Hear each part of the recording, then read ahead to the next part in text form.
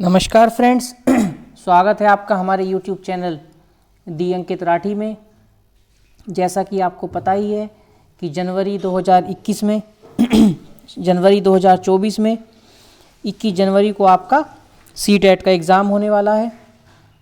तो आपके CTET के एग्ज़ाम को नज़र में रखते हुए हमने आपके लिए YouTube पर फ्री क्लासेस चलाई हुई हैं, जिसमें हमने EVS की क्लास पूरा सिलेबस ऑलरेडी पोस्ट कर दिया है और आपके लिए पेपर 2 साइंस की भी हमने 5 वीडियो पोस्ट कर दी हैं। अभी हमारा चल रहा है CDP, जो कि हमने कल ही शुरू किया था टॉपिक वाइज। तो CDP की कल क्लास 1 हुई थी और आज हम करने जा रहे हैं क्लास 2। और क्लास 2 का टॉपिक है ग्रोथ एंड डेवलपमेंट, यानी कि वृद्धि और विकास। फ्रेंड्स, क्लास को शुरू करने से पहले आप सभी से एक रिक्वेस्ट है कि जो लोग चैनल पर नए हैं या जिन्होंने अभी तक चैनल को सब्सक्राइब नहीं किया है, वो प्लीज़ चैनल को सब्सक्राइब कर दीजिए, बेल आइकन को दबा दीजिए, ताकि आगे आने वाली हमारी सभी इंफॉर्मेटिव वीडियोस के नोटिफिकेशन आपको मिलते रहें। तो चलिए बिना देरी किए शुरू करते हैं। देखते हैं क्या है आज की क्लास में खास। विकास के आयाम, डोमेन ऑफ डेवलपमेंट। क्या होते हैं विकास के आयाम? कल भी फ्रेंड्स हमने डिस्कस किया था, ये जो पॉइंट है कल डिस्कस किया था। विकास बहुआयामी होता है, यानी कि विकास क्या होता है? मल्टी डायमेंशनल होता है और मल्टी डायरेक्शनल होता है, यानी कि बहुआयामी के साथ साथ मल्टी डायरेक्शन भी होता है विकास। ठीक है, क्या क्या इसके पहलू हैं देखते हैं। चलिए, कौन कौन से आयाम होते हैं इसके। हालांकि कल भी हमने आपको बता दिया था लेकिन एक बार फिर से देख लेते हैं। शारीरिक विकास होता है, ठीक है, ये इसके क्षेत्र हैं। गत्यात्मक विकास होता है, यानी कि मोटर डेवलपमेंट। फ्रेंड्स, जो गत्यात्मक विकास होता है यानी कि मोटर डेवलपमेंट, ये शारीरिक विकास का ही एक पार्ट है। देखते हैं किस तरह से। यह एक तरह से बालक के शारीरिक विकास से ही जुड़ा है। क्लियर हो गई बात? अभी क्या बताया था, ये शारीरिक विकास का ही पार्ट है। यह मसल्स, हड्डियों की क्षमता और उन पर कंट्रोल करने से संबंधित होता है।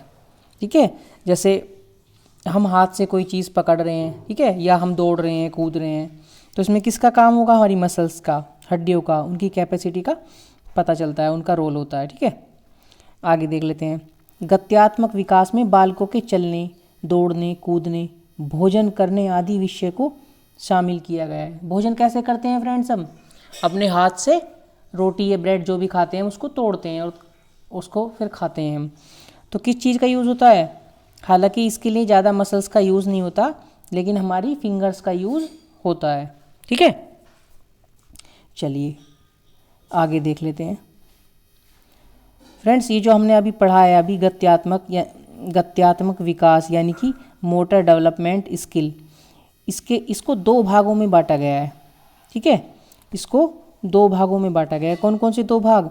एक तो फाइन मोटर स्किल, ठीक है, एंड दूसरा ग्रोस मोटर स्किल। अब देख लेते हैं, एक एक करके हम देखेंगे कि फाइन मोटर स्किल क्या होता है और ग्रोस मोटर स्किल क्या होता है। ठीक है, बहुत ही अच्छे से हम समझेंगे, कोई जल्दबाजी नहीं है। आज की क्लास भी थोड़ी सी लेट है फ्रेंड्स। आज क्रिसमस था, तो क्रिसमस सेलिब्रेट करने के लिए हम अभी थोड़ा सा बाहर चले गए थे शाम में, उसकी वजह से हम क्लास को रिकॉर्ड नहीं कर पाए। तो अभी 9 बजे रिकॉर्ड कर रहे हैं और ये क्लास आपको लगभग 10:30 बजे तक मिल जाएगी। ठीक है, चलिए देख लेते हैं। सबसे पहले हम देखेंगे फाइन मोटर स्किल्स किसे बोलते हैं। इसमें मसल्स का कम यूज़ होता है।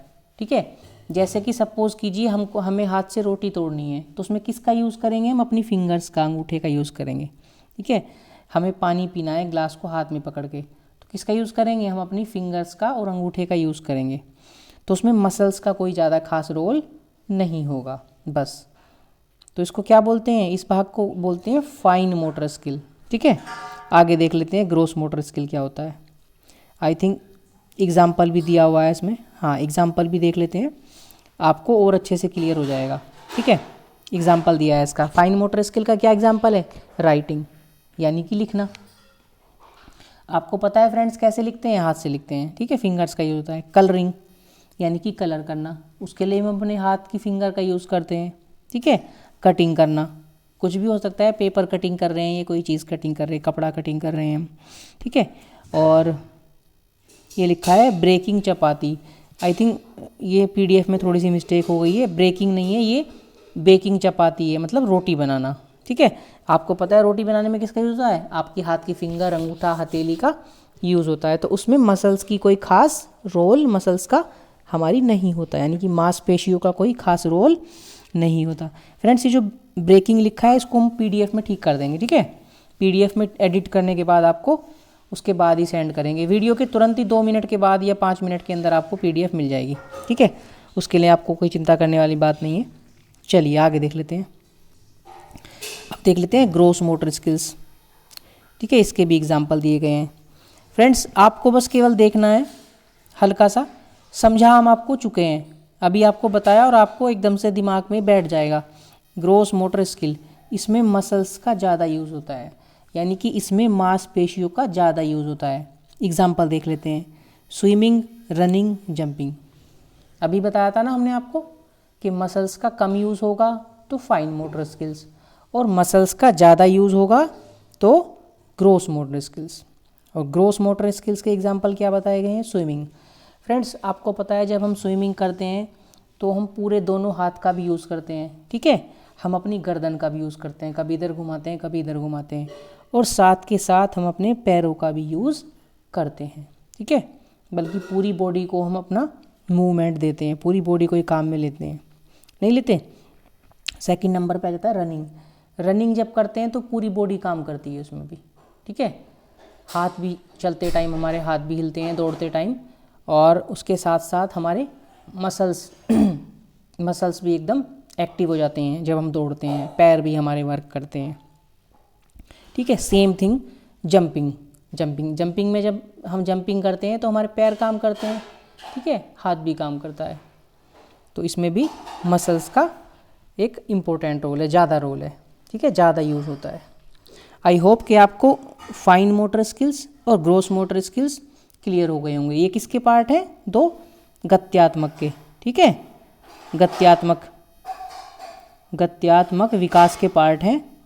और हमने आपको बताया था फ्रेंड्स, गत्यात्मक विकास खुद किसका पार्ट है, ये खुद एक शारीरिक विकास का। ठीक है, शारीरिक डेवलपमेंट का, शारीरिक विकास का ही पार्ट होता है। क्लियर, चलिए आगे चलते हैं, देख लेते हैं क्या है। चलिए आगे देख लेते हैं फ्रेंड्स, आगे क्या दिया गया है। आज की क्लास भी बड़ी मज़ेदार होने वाली है फ्रेंड्स। क्यों, क्योंकि हमने सेम कल की क्लास की तरह ही पहले थ्योरी, ठीक है, और थ्योरी के साथ साथ हमने इस पे बेस्ड, यानी कि इस चैप्टर पे बेस्ड ग्रोथ एंड डेवलपमेंट, यानी कि वृद्धि और विकास पे बेस्ड हमने क्या किया है, हमने क्वेश्चन भी इंक्लूड किए हैं जो प्रीवियस ईयर्स में आपके पूछे गए हैं। ठीक है फ्रेंड, तो इसमें कोई ये नहीं है कि आपको कोई चीज़ समझ में नहीं आएगी, थ्योरी के साथ साथ ही आपको क्वेश्चन भी किस तरह के पूछे जाएंगे क्लियर हो जाएंगे। ठीक है फ्रेंड्स, चलिए तो देख लेते हैं आगे क्या दिया गया है हमारा। 1 सेकंड बस, आप मुझे 1 सेकंड का टाइम मुझे आप दीजिए। ठीक है, चलिए देख लेते हैं। मानसिक विकास या फिर संज्ञानात्मक विकास।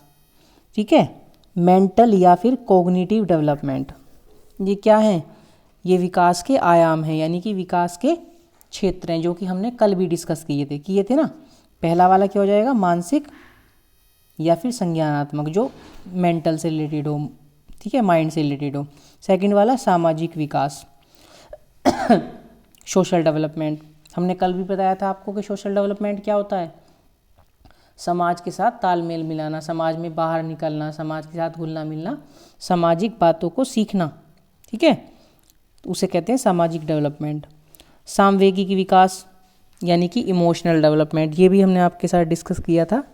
जैसे कोई बच्चा है और किसी बच्चे को जैसे भूख लगी है या फिर प्यास लगी है, तो कैसे बताएगा सामने वाले को, उसका कंट्रोल अपने संवेगों पर, इमोशंस पर नहीं होता, वो तो चिल्लाएगा या फिर रो के अपने इमोशंस बताएगा। लेकिन जैसे जैसे डेवलपमेंट हो जाता है बच्चे का, बच्चे का सांवेगिक विकास हो जाता है, इमोशनल डेवलपमेंट हो जाता है। तो बच्चे को जब भूख लगेगी तो बच्चा कभी भी रोएगा नहीं, बच्चा उसको कंट्रोल कर लेगा, या फिर बच्चा बोल के बता देगा लेकिन रोएगा नहीं, चिल्लाएगा नहीं भूख के लिए, ठीक है। मतलब उसका सांवेगिक विकास हो जाता है। और भी कई सारी चीज़ों में ले सकते हैं हम।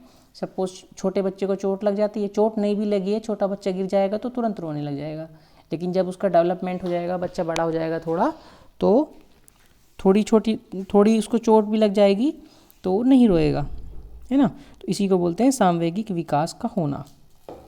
चलिए आगे देख लेते हैं। एक और बचा है इसमें, नैतिक विकास और भाषा विकास, ठीक है।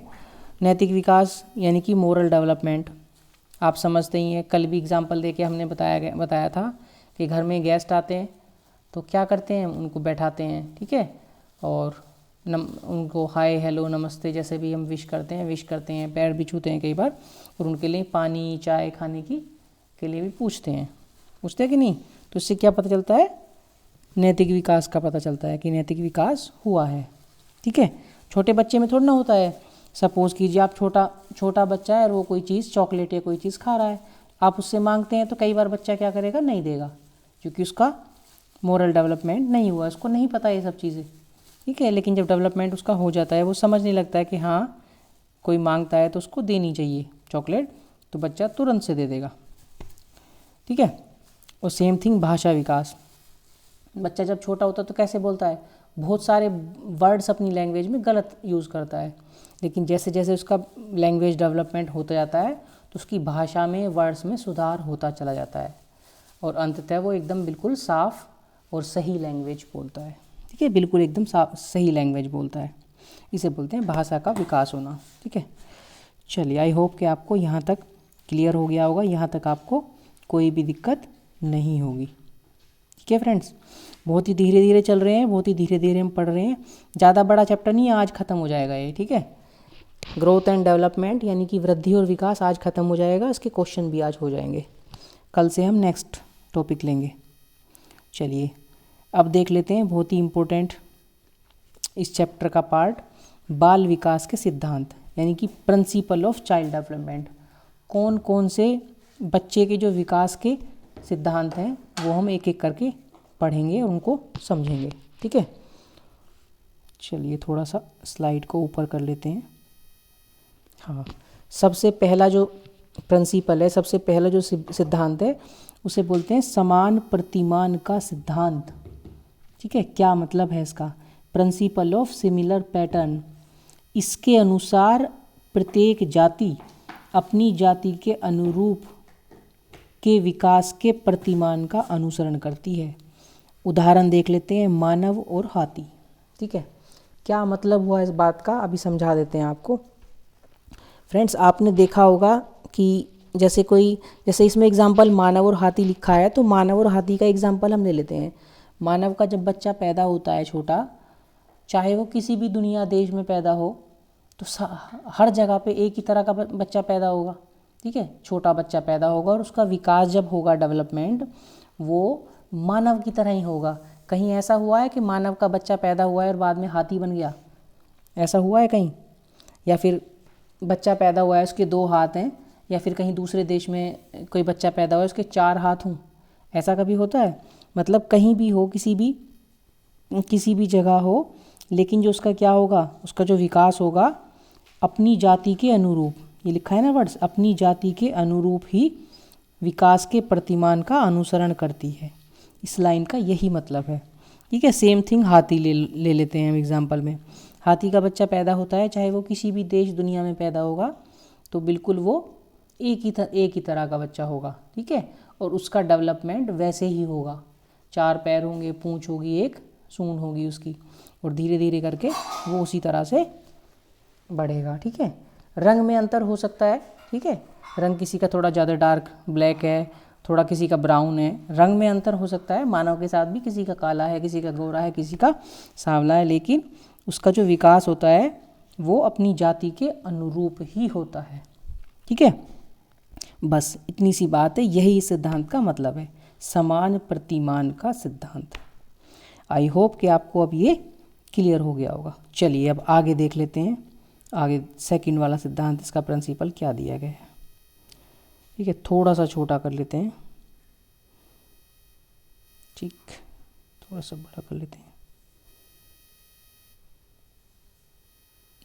अब ठीक है, आई होप कि आपको दिख रहा होगा।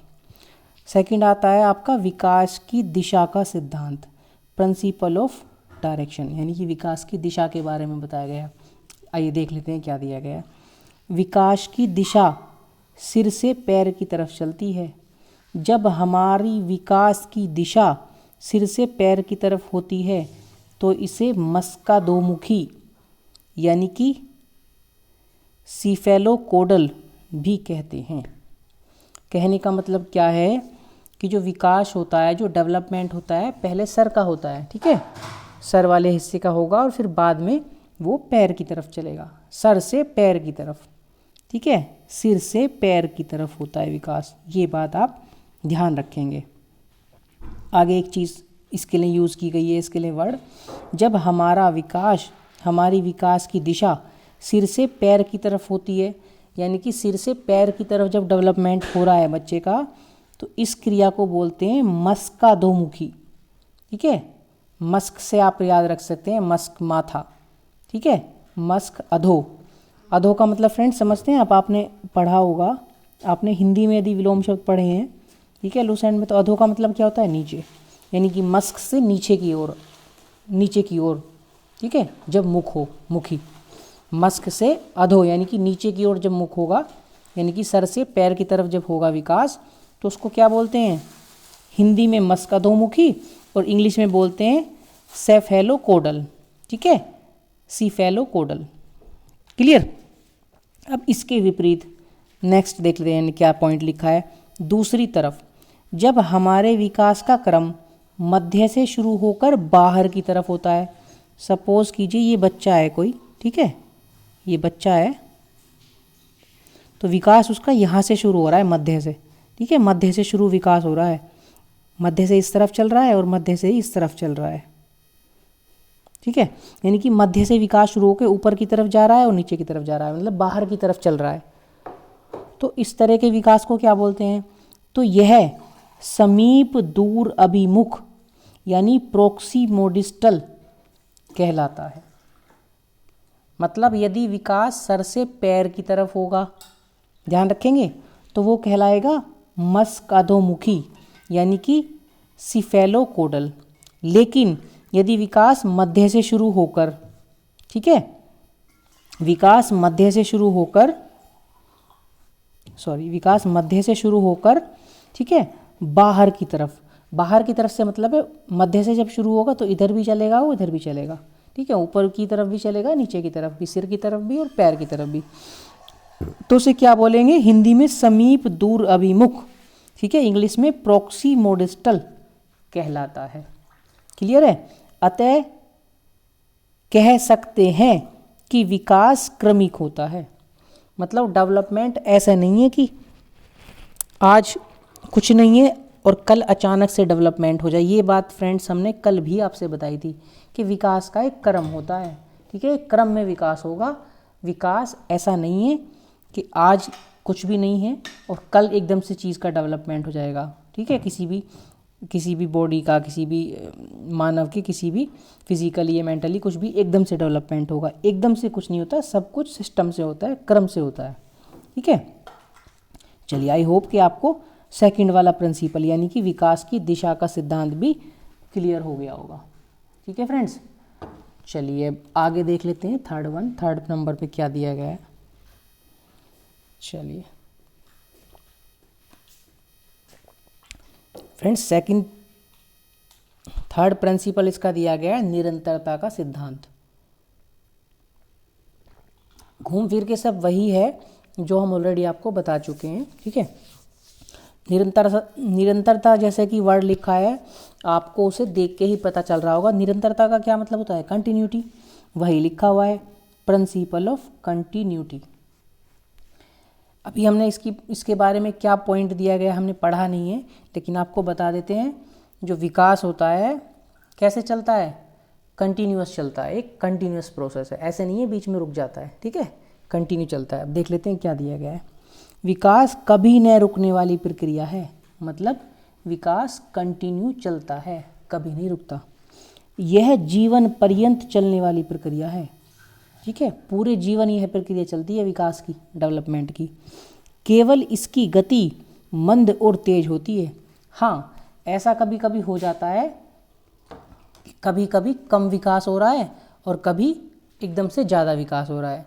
जैसे बच्चे की कई एज होती हैं, तो जैसे शैशवावस्था में बच्चे का विकास ज़्यादा तेज गति से होता है, ठीक है। लेकिन जब बच्चा जो है उत्तर बाल्यकाल में आ जाता है तो उसका विकास थोड़ा सा कम होने लगता है। ऐसे ही बच्चा जब मानव जब प्रौढ़ अवस्था में आ जाता है तो विकास, डेवलपमेंट की दर जो हो जाती है वो रेट कम हो जाती है, ठीक है। तो कम और ज़्यादा तो हो सकती है, लेकिन कभी न रुकने वाली प्रक्रिया है डेवलपमेंट, वो कभी रुकता नहीं है, जीवन पर्यंत चलता है। चलिए आगे देख लेते हैं। यह माँ के गर्भ से मृत्यु तक चलती है, यह प्रक्रिया। हमने आपको बताया था ना, वोम्ब टू टॉम्ब, ठीक है, वूम्ब टू टॉम्ब, यह गर्भ से मृत्यु तक चलता है डेवलपमेंट, ठीक है। बस यही सिद्धांत का मतलब है। चलिए नेक्स्ट देख लेते हैं। नेक्स्ट प्रिंसिपल, इसका प्रिंसिपल नंबर 4 क्या दिया गया है।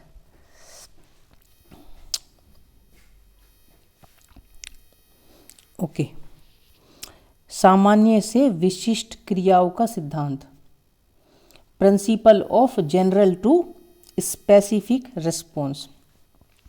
फ्रेंड, जैसा कि आपकी प्रिंसिपल की हेडिंग से पता चल रहा है, सामान्य से विशिष्ट की ओर।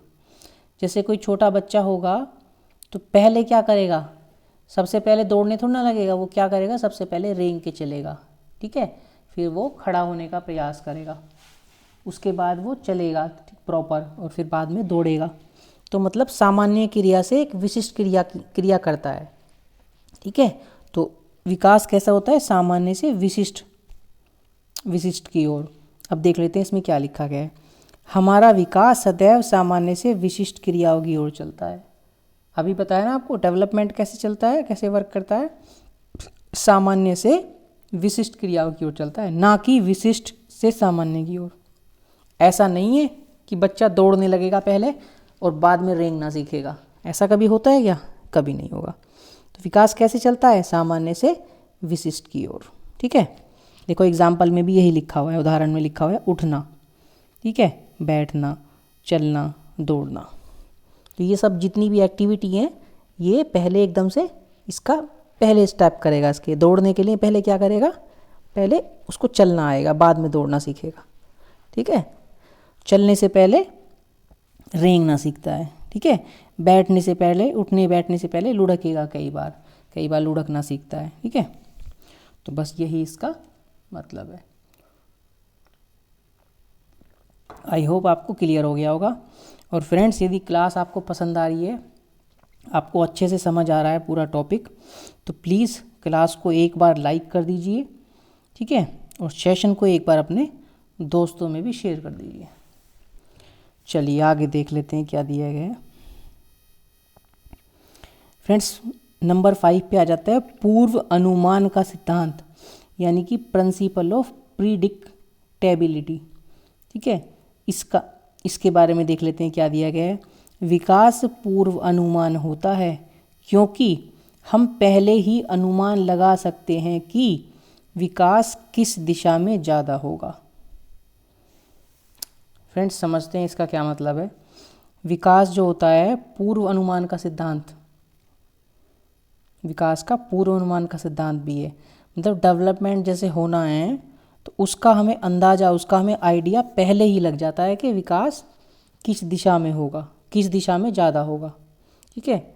जैसे कि सपोज़ कीजिए कोई बच्चा है और वो बचपन से ही बहुत ही प्रखर बुद्धि है, ठीक है, बहुत ही पढ़ने लिखने में भी वो काफ़ी तेज़ है, तो हमें उसका पहले ही पता चल जाता है कि वो किस उसमें मेंटली, उसका स्टडी में बहुत ही ज़्यादा उसका डेवलपमेंट होगा, ठीक है। सेम थिंग फिज़िकली हम मान लेते हैं एक बार, जैसे किसी बच्चे की जो है हाइट शुरू से स्टार्टिंग से आप देख रहे हैं कि बहुत ज़्यादा ग्रो कर रही है, तो मतलब हमें पहले ही अंदाज़ा लग जाता है कि उसका डेवलपमेंट यानी कि हाइट के लिए उसका डेवलपमेंट बहुत ज़्यादा होगा, अच्छा डेवलपमेंट होगा। तो पूर्व अनुमान विकास का जो है पहले से ही अनुमान लगाया जा सकता है। ठीक है फ्रेंड्स, बस यही है इसका मतलब, और कुछ खास नहीं है।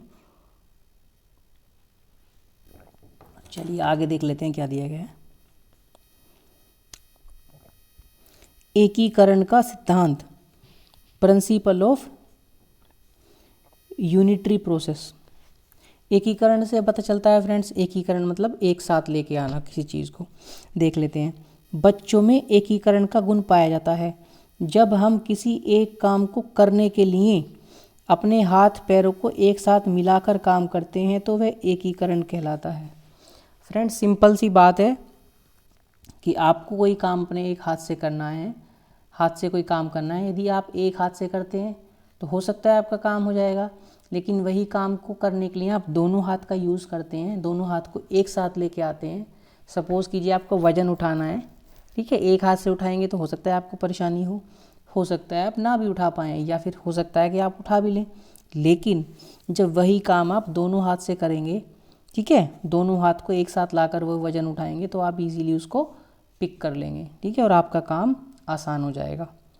तो इसे बोलते हैं एकीकरण का सिद्धांत, एक साथ लाना, ठीक है, एकीकरण करना, एक साथ लाना, चाहे वो हाथ हों चाहे वो पैर हों, अपने हाथ पैरों को एक साथ मिलाकर काम करते हैं तो एकीकरण कहलाता है।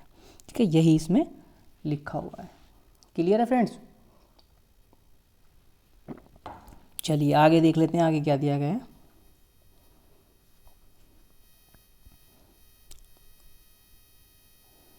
थोड़ा सा छोटा कर लेते हैं फ्रेंड्स, थोड़ा सा छोटा कर लेते हैं इसका।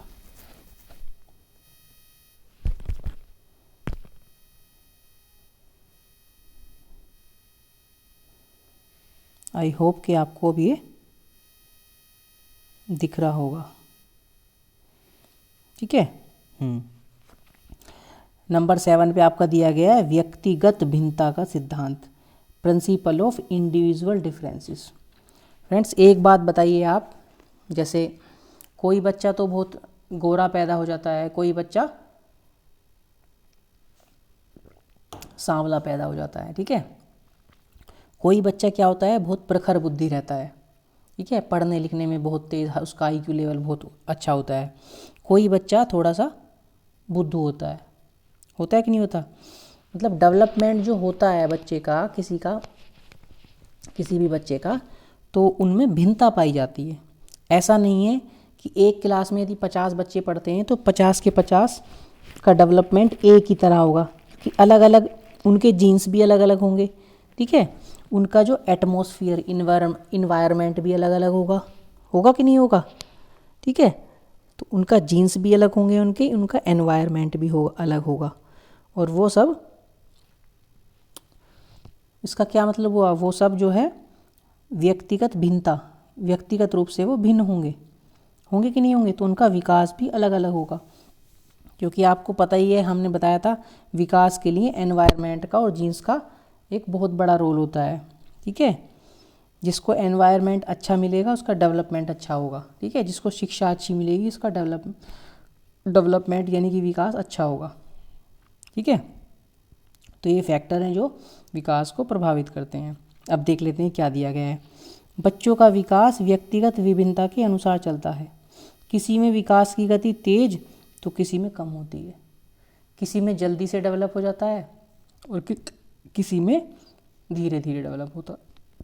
कोई बच्चा तेज होगा पढ़ाई में या किसी भी चीज़ में तेज होगा तो उसका जल्दी जल्दी डेवलपमेंट हो जाएगा, लेकिन एक बच्चा नॉर्मल है, एक नॉर्मल बच्चा है, तो उसे टाइम लगेगा डेवलप होने में, उसे वो चीज़ सीखने में जो एक होशियार एक बुद्धिमान बच्चे ने पहले सीख ली, उसे वो चीज़ सीखने में थोड़ा अधिक समय लगेगा, ठीक है।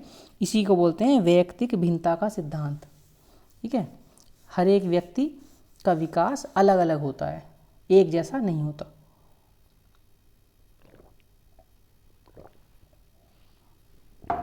ठीक है फ्रेंड्स, चलिए इसके पॉइंट दिए हुए हैं, इसके बारे में कुछ पढ़ लेते हैं। बच्चों के विकास में individual differences, heredity and environment की पारस्परिकता पर डिपेंड करता है। इन्हीं दोनों की वजह से इंडिविजुअल डिफरेंसेस होते हैं। फ्रेंड्स, ये जो लाइन लिखी है बिल्कुल इसी के बारे में अभी हमने आपको बताया कि जो बच्चों का विकास होगा उसमें क्या होगा, विभिन्न, यानी कि अलग अलग उसमें विभिन्नताएं होंगी। ठीक है। हेरिडिटी यानी कि उसकी जीन्स, यानी कि वो वंशागत, जो उसकी वंशागति है, और एनवायरनमेंट यानी कि पर्यावरण की पारस्परिकता पर डिपेंड करता है। इन तीनों चीज़ पर विकास डिपेंड करता है कि नहीं करता। किसको एनवायरनमेंट अच्छा मिला है, जिसको अच्छा एनवायरनमेंट मिलेगा उसका विकास अच्छा होगा। ठीक है। सेम थिंग जीन्स की, यदि जीन्स किसी के ऐसे हैं कि उनके माता पिता दादा दादी जो बहुत ही बुद्धिमान थे, बहुत ही अच्छे से, तो उनके संभवतः उनके बच्चे भी बुद्धिमान हों। जीन्स का भी फर्क पड़ता है। ठीक है। तो यही होती है इंडिविजुअल डिफरेंसेस, व्यक्तिक विभिन्नता। ठीक है। इन्हीं दोनों की वजह से इंडिविजुअल डिफरेंसेस होते हैं। इन्हीं की वजह से हेरिडिटी और एनवायरनमेंट की वजह से, इंडिविजुअल डिफरेंसेस यानी कि व्यक्तिगत विभिन्नता होती है। ठीक है। हमारी इंटेलिजेंस, मोटिवेशन, इंटरेस्ट एक्सेट्रा अलग अलग होते हैं। बिल्कुल सही बात है। हर एक व्यक्ति की जो बुद्धि है वो एक जैसी नहीं होती, अलग अलग होती है। कोई प्रखर बुद्धि होगा, कोई मध्यम बुद्धि होगा, कोई बिल्कुल डल बुद्धि होगा। ठीक है। किसी का इंटरेस्ट पढ़ाई में होगा, किसी का इंटरेस्ट खेल में होगा, किसी का इंटरेस्ट पेंटिंग में होगा। ठीक है। इंटरेस्ट भी अलग अलग होते हैं। सेम थिंग मोटिवेशन की, मतलब अभिप्रेरणा, कोई अंदर से खुद से ही अभिप्रेरित होगा। ठीक है। किसी को अभिप्रेरित करने से अभिप्रेरित होगा, और किसी को कितना भी अभिप्रेरित कर लो वो बिल्कुल डल का डल रहेगा। ठीक है। तो ये चीज़ें जो हैं अलग अलग होती हैं सब में। ठीक। चलिए, यही था व्यक्तिगत विभिन्नता का सिद्धांत। आगे देख लेते हैं नंबर 8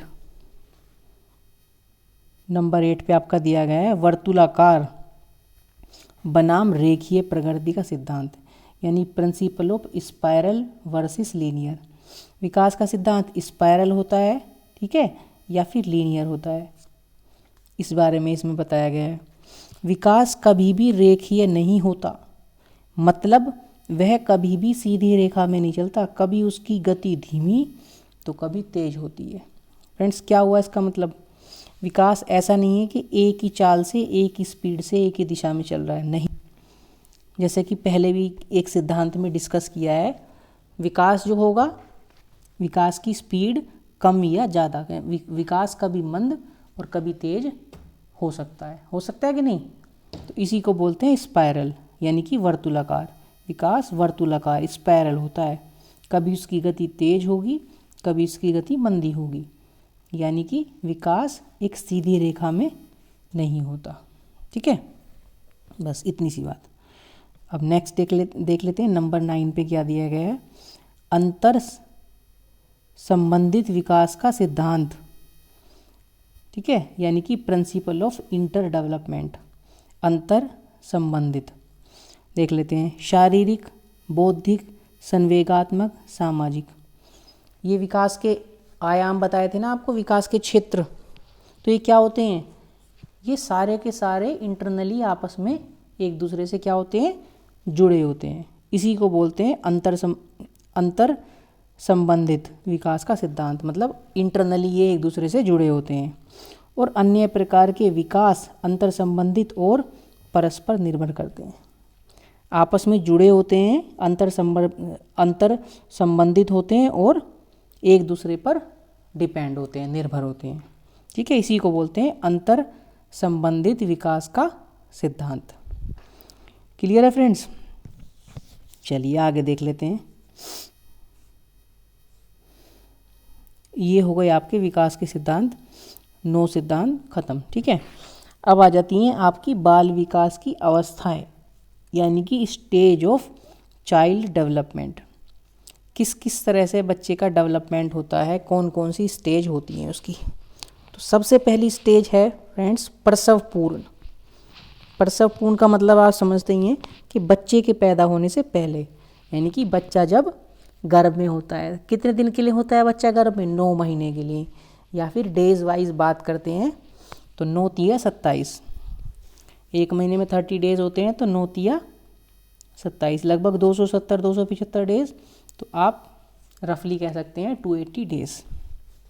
ठीक है, तो ये वाली जो अवस्था होती है, यह अवस्था माता के गर्भाधान यानी कंसेप्शन से शुरू होती है। जब माता के गर्भ में गर्भाधान हो जाता है तभी से ये वाली स्टेज की शुरुआत मानी जाती है, जिसको क्या बोलते हैं? प्रसवपूर्ण अवस्था या फिर प्री नेंटल स्टेज। ठीक है, चलिए सेकंड देख लेते हैं फ्रेंड्स। सेकंड होती है आपकी शैश, थोड़ा सा बड़ा कर लेते हैं। हाँ, आई होप कि आपको अब क्लियर दिख रहा होगा फ्रेंड्स। सेकंड होती है शैशवावस्था। शैशवावस्था को बोलते हैं इन्फेंसी स्टेज। ठीक है, यानी कि जन्म से लेके 2 वर्ष तक। ठीक है, जन्म से, पैदा होने से 2 वर्ष तक जो एज होती है उसको बोलते हैं शैशवावस्था यानी कि इन्फेंसी स्टेज। ठीक है, अब पढ़ते हैं इसके बारे में क्या दिया गया है। इस अवस्था में शिशु पूर्ण रूप से माता पिता पर निर्भर रहता है। उसका व्यवहार मूल प्रवृत्तियों पर आधारित होता है। क्या हुआ उसका मतलब फ्रेंड्स? जो बच्चा होगा, जब 2 वर्ष तक का बच्चा रहता है तो वो अपने आप से खुद कुछ भी नहीं करता। ना वो पानी पी सकता, ना वो खाना खा सकता, ना वो दूध पी सकता। ठीक है, सूसू पोटी कुछ भी, एनीथिंग, हर चीज़ के लिए, कपड़े पहनना, ठीक है, सोना जागना, हर चीज़ के लिए वो अपने पेरेंट्स के ऊपर डिपेंड रहता है। वो अपने आप से कुछ भी नहीं कर सकता। ठीक है, और उसका जो व्यवहार होगा मूल प्रवृत्तियों पर आधारित होता है। मूल प्रवृत्ति के बारे में भी हम आगे थोड़ा डिस्कस करेंगे।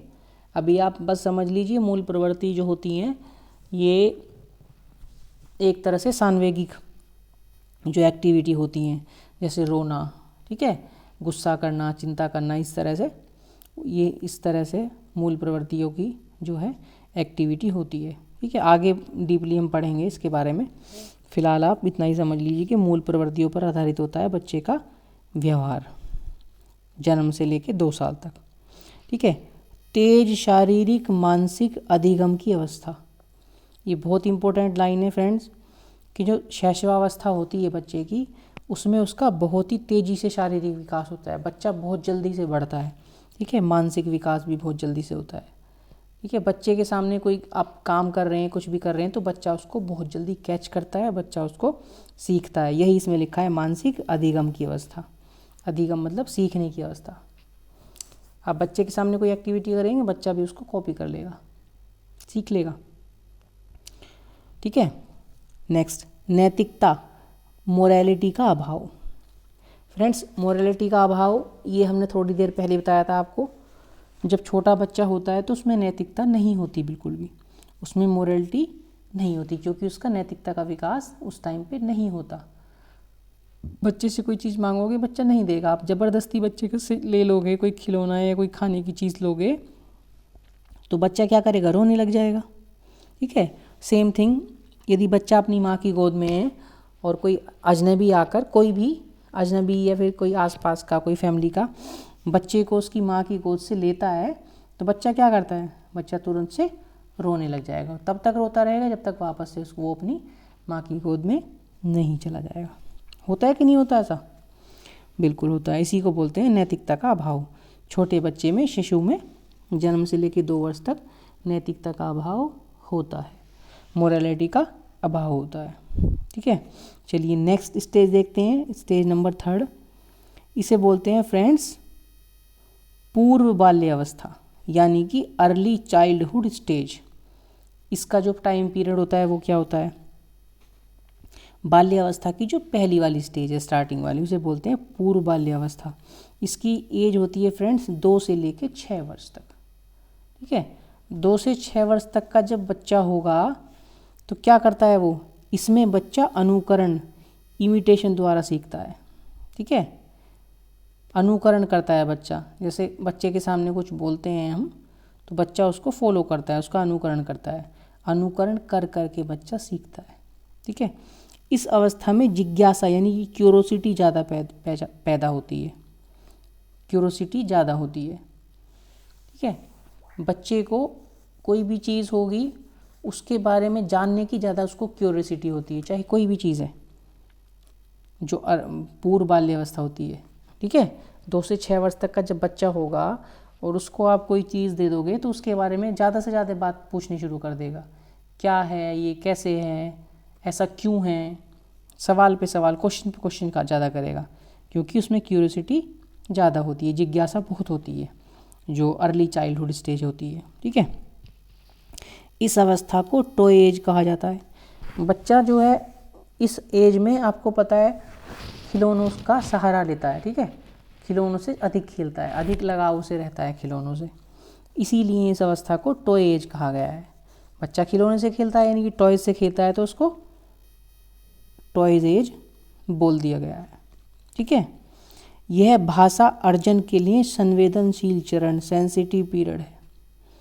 ठीक है, बच्चा सेंसिटिव क्यों है, क्यों कहा गया है, क्योंकि बच्चे के सामने हम जो भी लैंग्वेज का यूज़ करते हैं बच्चा उसी को कैच कर लेगा, इसीलिए कहा गया है कि पूर्व बाल्यावस्था जो होती है भाषा अर्जन के लिए बहुत ही सेंसिटिव होती है, बहुत ही संवेदनशील होती है। तो बच्चे के सामने हम अच्छी लैंग्वेज यूज़ करेंगे, अच्छे मैनर्स उसको सिखाएंगे तो वो सीखेगा, लेकिन बच्चे के सामने आप गाली दे के बात करेंगे, ठीक है, एब्यूज़ वर्ड यूज़ करेंगे, गलत बोलेंगे तो वो बच्चा वही कैच करेगा और वही बच्चा सीख जाएगा। इसलिए इस एज को पूर्व बाल्य अवस्था यानी कि अर्ली चाइल्डहुड स्टेज 2 से 6 वर्ष के बीच का जो पीरियड होता है इसको बहुत ही संवेदनशील चरण बताया गया है भाषा अर्जन के लिए। ठीक, चलिए आगे देख लेते हैं। इस अवस्था में बच्चा कल्पनाशीलता वाले गेम्स में एक्टिव रूप से भाग लेता है। ठीक है, बच्चा जो होता है बहुत ही कल्पनाशील होता है, बच्चा बहुत ही ज़्यादा थिंकिंग करता है, सोचता रहता है। ठीक है, मान लिया कोई भी जो झूठी चीज़ होगी, काल्पनिक चीज़ होगी, उसको बच्चा क्या करता है, उसको सच मान लेता है। बच्चे को नहीं पता होता कि ये ऐसा नहीं है, वास्तव में ऐसा नहीं है, लेकिन बच्चा उसको कल्पना में उसको सच मान लेता है। ठीक है, गेम्स में एक्टिव रूप से भाग लेता है, खेलता है, जो खेलता है उसमें बिल्कुल सक्रिय भागीदारी अपनी निभाता है, सक्रिय रोल उसमें निभाता है। ठीक है, चलिए आगे देख लेते हैं। इसके बाद दिया गया है आपका उत्तर बाल्यावस्था। ठीक है, या फिर बाल्यावस्था कह सकते हैं, लेटर चाइल्डहुड और चाइल्डहुड। ये होती है फ्रेंड्स इसका जो टाइम पीरियड होता है 6 वर्ष से लेके 12 वर्ष तक होता है। ठीक है, इसे तार्किक चिंतन की अवस्था कहा जाता है, यानी कि तार्किक चिंतन मतलब लॉजिकल थिंकिंग। बच्चे के सामने कोई बात करेंगे, ठीक है, तो ऐसा नहीं है कि बच्चा उसे एकदम एक्सेप्ट कर लेगा, बच्चा उसके बारे में थिंकिंग करता है। ठीक है, तार्किक चिंतन करता है उसके बारे में, ऐसा नहीं है एकदम एक्सेप्ट कर लेगा। 6 से 12 साल का बच्चा होगा, क्वेश्चन पूछेगा वो। ठीक है, ऐसा यदि है तो ऐसा क्यों है, कारण उसका जानने की कोशिश करता है, तार्किक चिंतन करता है। बिल्कुल ऐसा नहीं है कि आपने कोई भी बात उसको बता दी कि ये है और उसको बच्चे को बताई गई बात को एक्सेप्ट कर लेगा। बच्चा उसका कारण जानने की कोशिश करता है, तार्किक चिंतन करता है। ठीक है, इसे आरंभिक स्कूल की एज कहा जाता है। बिल्कुल, बच्चे का एडमिशन कब कराते हैं स्कूल में, गवर्नमेंट ने भी कितना किया हुआ है, 6 ईयर्स का। ठीक है, 6 साल का जब बच्चा हो जाएगा तो बच्चा स्कूल जाना शुरू करेगा कि नहीं करेगा। तो इसलिए इस वाली एज को, उत्तर बाल्यावस्था को आरंभिक स्कूल की एज कहा जाता है। ठीक है फ्रेंड्स, चलिए इसे गंदी अवस्था कहा जाता है। ठीक है, गंदी अवस्था क्यों कहा जाता है, इस अवस्था में बच्चा क्या करेगा, खेल कूद में ज़्यादा भाग लेता है और खेल कूद में इस अवस्था में ज़्यादा भाग लेता है, पार्टिसिपेट करता है, ज़्यादा भाग लेता है। तो इसलिए इस अवस्था को, खेल कूद में ध्यान जब ज़्यादा रखेगा तो इसलिए इस अवस्था को गंदी अवस्था कहा जाता है। इसे फ्रेंड्स स्फूर्ति की अवस्था या स्मार्ट एज कहा जाता है। स्फूर्ति की अवस्था या फिर स्मार्ट एज क्यों कहा जाता है, जब बच्चा बाल्यावस्था में होता है या फिर उत्तर बाल्यावस्था में होता है तो बच्चा बहुत एक्टिव होता है। ठीक है, बच्चे से आप कहोगे कोई सामान लाने के लिए तो बच्चा क्या करेगा, दौड़ के ले आएगा। ठीक है, क्यों? क्योंकि इस एज में बच्चा बहुत ज़्यादा एक्टिव होता है, और एक्टिव का मतलब ये स्फूर्ति होती है बच्चे के अंदर बहुत। ठीक है, इसलिए इस अवस्था का नाम दिया गया है स्फूर्ति की अवस्था या स्मार्ट एज की अवस्था। ठीक है फ्रेंड्स, आगे देख लेते हैं, काफ़ी पॉइंट हैं इसके बारे में। तो इसे खेलों की अवस्था, गेम स्टेज कहा जाता है। बच्चा खेल कूद में बहुत मस्त रहता है, बहुत उसे अच्छा लगता है खेलना। ठीक है, अपने दोस्तों के साथ खेलता है, पर दोस्तों के साथ खेलेगा, ग्रुप बनाएगा, ये सब इस अवस्था में करता है वो। तो इसलिए इस अवस्था को खेलों की अवस्था, गेम्स स्टेज कहा जाता है। इस अवस्था में संग्रहण, स्टोरेज की प्रवृत्ति विकसित होने लगती है। ठीक है, इसे टोली, समूह, गैंग की अवस्था भी कहा जाता है। अभी बताया ना, बच्चा क्या करेगा, अपने दोस्त बनाएगा काफ़ी सारे। ठीक है, पूरा ग्रुप बनाएगा, ग्रुप के साथ खेलना पसंद करेगा। ठीक है, ग्रुप की बात की ज़्यादा वैल्यू होगी, ग्रुप की बात को ज़्यादा वैल्यू देगा बच्चा। इसे जीवन का अनोखा काल, यूनिक पीरियड कहा जाता है। बाल्यावस्था को जीवन का अनोखा काल भी कहा गया है। ठीक है, यूनिक पीरियड कहा गया है। चलिए अब देख लेते हैं, इसके बाद आती है फ्रेंड्स किशोरावस्था। किशोरावस्था यानी कि एडोलसेंस, एडोलेसेंस। ठीक है, यानी कि 12-13 वर्ष से लेके आपका 18 वर्ष तक, मेच्योरिटी तक लगभग, इसे बोलते हैं किशोर अवस्था। तो जो किशोर अवस्था होती है, इसे जीवन का सबसे कठिन काल कहा जाता है। ठीक है, ये एक जो अवस्था होती है, उथल पथल की अवस्था होती है, बहुत ही नए नए विचार माइंड में चल रहे होते हैं। ठीक है, मतलब बहुत ही एक तरह से आंधी तूफान की अवस्था। देखिए अगले पॉइंट में लिखा भी है, इसे संघर्ष, तनाव, आंधी तूफान और उलझन की अवस्था कहा जाता है किशोर अवस्था को, यानी कि 12 से 18 वर्ष की एज को। बच्चे के माइंड में नई नई बातें आएंगी। ठीक है, नए नए विचार उसके मन में आएंगे। इसमें विषम लिंगी आकर्षक होता है। किशोर अवस्था में बच्चा क्या होता है, दूसरे लिंग के प्रति आकर्षित होगा। यदि लड़का है तो लड़की की ओर आकर्षित होगा। ठीक है, और लड़की है तो अपने अपोजिट लड़की की तरफ आकर्षित होती है, यानी कि विषम लिंगी आकर्षण होता है। किसमें, इसी एज में 12-13 से लेकर 18 वर्ष की एज में ये वाला आकर्षण होता है, विषम लिंगी। इस अवस्था को स्वर्णकाल या गोल्डन एज कहा जाता है। किशोर अवस्था को स्वर्णकाल भी कहा गया है, यानी कि गोल्डन एज भी कहा गया है। ठीक है, इस अवस्था में वीर पूजा यानी कि हीरो वर्शिप की भावना होती है। ठीक है फ्रेंड्स, इसी अवस्था में, किशोर अवस्था में वीर पूजा की भावना होती है। ठीक है, और एक लास्ट बात इसके बारे में, इस अवस्था में बच्चे अमूर्त चिंतन, एब्स्ट्रैक्ट थिंकिंग करते हैं। मतलब किसी अमूर्त चीज़ के बारे में सोचते हैं, सोचने लग जाएंगे।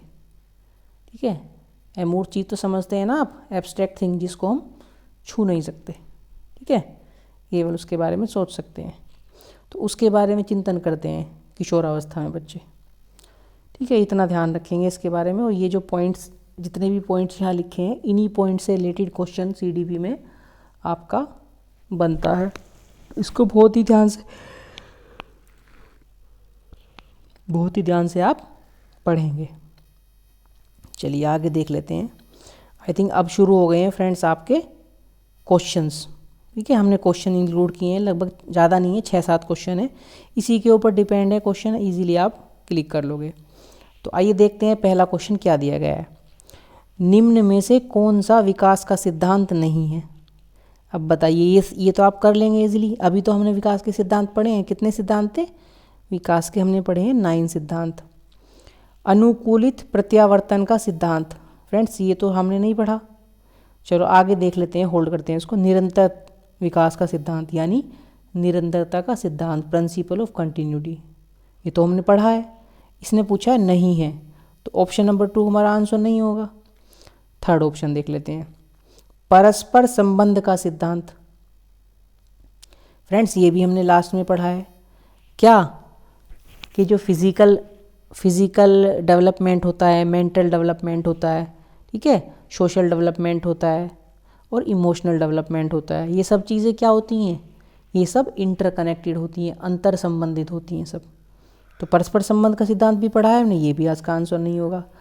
फ्रेंड्स, समान प्रतिमान का सिद्धांत, सबसे पहला तो हमने यही पढ़ा है, समान प्रतिमान का संबंध।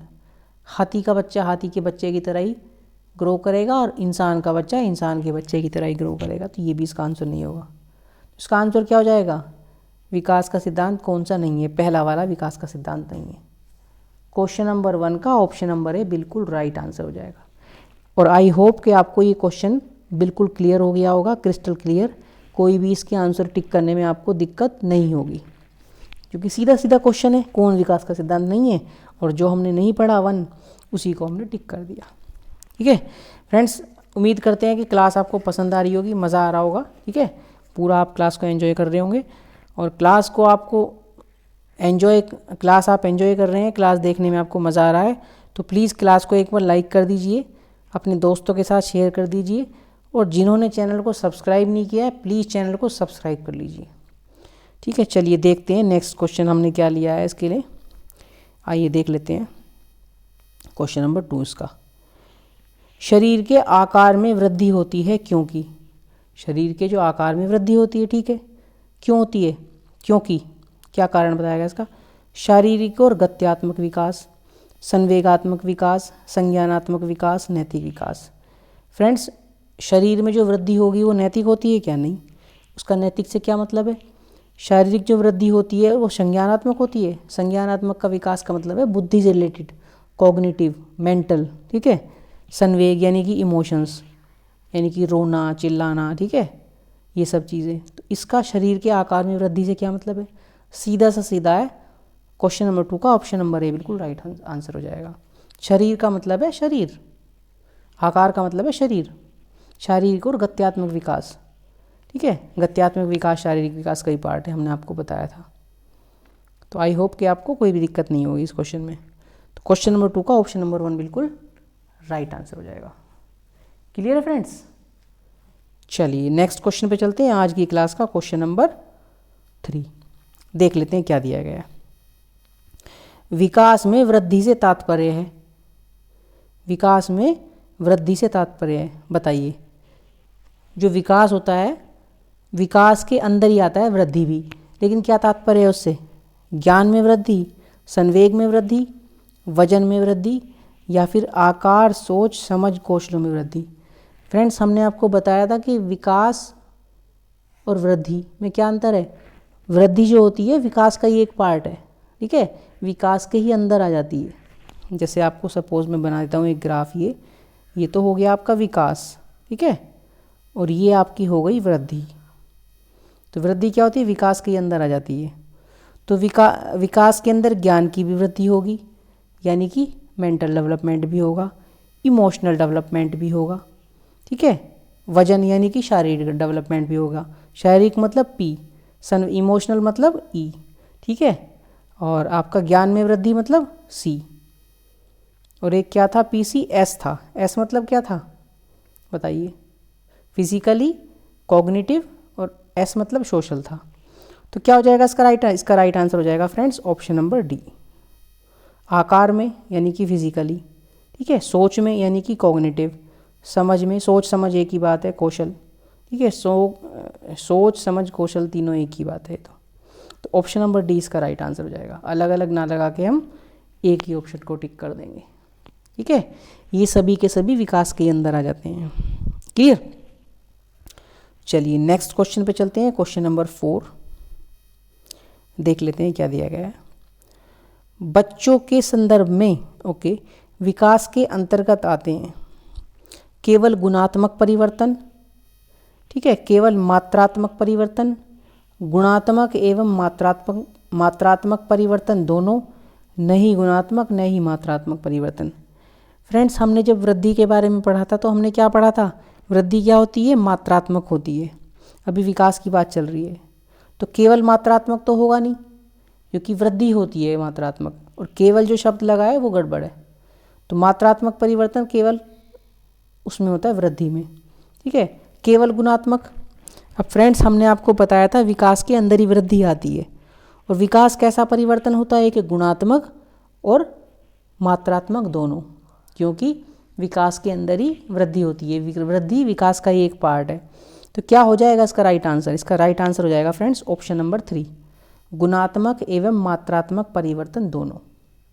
ठीक है, तो बच्चों के विकास के अंतर्गत क्या आएगा? बच्चों का विकास गुणात्मक भी होता है और मात्रात्मक परिवर्तन भी होता है। ठीक है, ठीक है फ्रेंड्स, क्लियर है? चलिए नेक्स्ट क्वेश्चन पे चलते हैं। क्वेश्चन नंबर 5 आज का देख लेते हैं क्या दिया गया है। चलिए क्वेश्चन नंबर 5 देख लेते हैं इसका क्या दिया गया है। आई थिंक 6 क्वेश्चन ही इसके अंदर हैं आज। विकास का सिद्धांत बताता है कि गामक कौशलों का विकास, गामक वर्ड ध्यान रखेंगे फ्रेंड्स, शरीर के मध्य से आरंभ होकर ओके शरीर के सिरों की ओर बढ़ता है। मतलब ये कोई मानव है, ठीक है, इसका विकास यहाँ से स्टार्ट हो रहा है और ऐसे बढ़ रहा है, ठीक है, बाहर की ओर बढ़ रहा है, यानी कि शरीर से सिरों की ओर बढ़ रहा है, मध्य से शरीर सिरों की ओर बढ़ रहा है। तो हमने क्या बताया था? घुमावदार था? नहीं, ये तो नहीं था। विशिष्टता था? नहीं। अधोगामी था? फ्रेंड्स अधोगामी का क्या मतलब हमने बताया था, बताइए? या फिर शीर्षगामी था? बताइए क्या हो जाएगा इसका राइट आंसर? बताइए फ्रेंड्स, बताइए राइट आंसर क्या हो जाएगा इसका राइट आंसर? इसका राइट आंसर हो जाएगा फ्रेंड्स ऑप्शन नंबर 3, अधोगामी। हमने बताया था कि आपको जब विकास सिर से पैर की तरफ चलेगा, ठीक है, जब सिर से पैर की तरफ चलेगा या फिर चलेगा बीच से लेके बाहर की तरफ, ठीक है,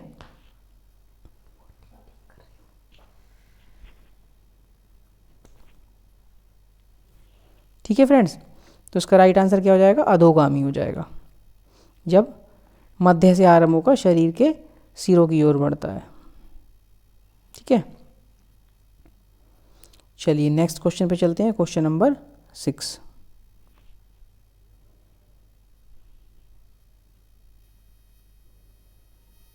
देख लेते हैं क्या दिया गया है। थोड़ा छोटा कर लेते हैं फ्रेंड्स, थोड़ा सा छोटा कर ले, थोड़ा बड़ा कर लेते हैं। ठीक है, अभी ठीक है। आई होप कि आपको दिख रहा होगा इजीली। क्वेश्चन नंबर 6 में दिया गया है फ्रेंड्स, अभिकथन ए, एक बच्चा 11 महीने में चलना सीखता है, ठीक है, जबकि दूसरा बच्चा 15 महीने में चलना सीखता है। ठीक है, होता है ऐसा क्योंकि वैयक्तिक विभिन्नता का सिद्धांत भी है विकास का। हर बच्चा एक जैसा नहीं होता, हर बच्चे का विकास एक जैसा नहीं होता। ठीक है, कारण देख लीजिए इसका क्या दिया गया है। एक सेकेंड, हाँ, तो पहली वाली बात तो सही है अभिकथन, और उसका कारण क्या दिया गया है? व्यक्तियों में विकास भिन्न भिन्न दरों पे होता है। फ्रेंड्स कारण दिया भी सही गया है और इसका रीज़न भी बिल्कुल, इसकी व्याख्या भी सही कर रहा है, क्योंकि विकास क्या होता है? हर बच्चे में अलग अलग होता है। वैयक्तिक विभिन्नता का सिद्धांत पढ़ा है ना आपने, पढ़ा है ना? बस तो अब इसका ऑप्शन नंबर ए देख लेते हैं। ए और आर दोनों सही हैं और आर सही व्याख्या करता है ए की। तो क्वेश्चन नंबर 6 का ऑप्शन नंबर ए ही बिल्कुल राइट आंसर हो जाएगा। ठीक है फ्रेंड्स, क्लियर है? चलिए आगे देख लेते हैं, आगे क्या दिया गया है। क्वेश्चन नंबर 7 भी है फ्रेंड्स, 7 भी इसका देख लेते हैं। विकास के संदर्भ में निम्नलिखित में से कौन सा कथन सही है? विकास उतना ही महत्वपूर्ण है जितना कि बच्चे का संस्कृति ग्रहण करना, क्योंकि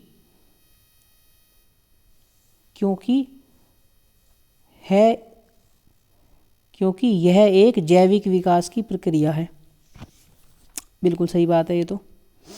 बच्चे का जो विकास है उतना महत्वपूर्ण है जितना कि बच्चे का संस्कृति ग्रहण करने का विकास होना। ठीक है, क्योंकि यह एक जैविक प्रक्रिया है, विकास की प्रक्रिया है। बिल्कुल सही बात है। परिवर्तन, निरंतरता और स्थिरता विकास की प्रक्रिया में शामिल नहीं, ये बात बिल्कुल गलत है। जबकि हमने बताया था परिवर्तन विकास में शामिल है। ठीक है, चेंज होते हैं विकास में, और विकास में निरंतरता यानी कि कंटिन्यूटी भी होती है कि नहीं? तो पहला सही हो जाएगा, यानी केवल एक सही हो जाएगा। आई थिंक हाँ, ये पूछा है कौन सा कथन सही है, तो केवल एक सही हो जाएगा, यानी क्वेश्चन नंबर 7 का ऑप्शन नंबर 1 बिल्कुल राइट आंसर हो जाएगा। ठीक है फ्रेंड्स, ऑप्शन नंबर 1 इसका बिल्कुल राइट आंसर हो जाएगा क्वेश्चन नंबर 7 का। क्लियर है? आई थिंक ये लास्ट क्वेश्चन था, नहीं अभी और भी क्वेश्चन है, अभी तो काफ़ी क्वेश्चन है। क्वेश्चन नंबर 8 देख लेते हैं क्या दिया गया है। ठीक है, हाँ, भावनात्मक विकास के संदर्भ में निम्नलिखित में से कौन सा कथन सही है? भावनात्मक विकास के संदर्भ में निम्नलिखित में से कौन सा कथन सही है? बहुत छोटे शिशुओं में भावनात्मक स्थितियां होती हैं, ठीक है, और वे दूसरों की भावनात्मक अभिव्यक्ति की नकल कर सकते हैं। बिल्कुल सही बात है।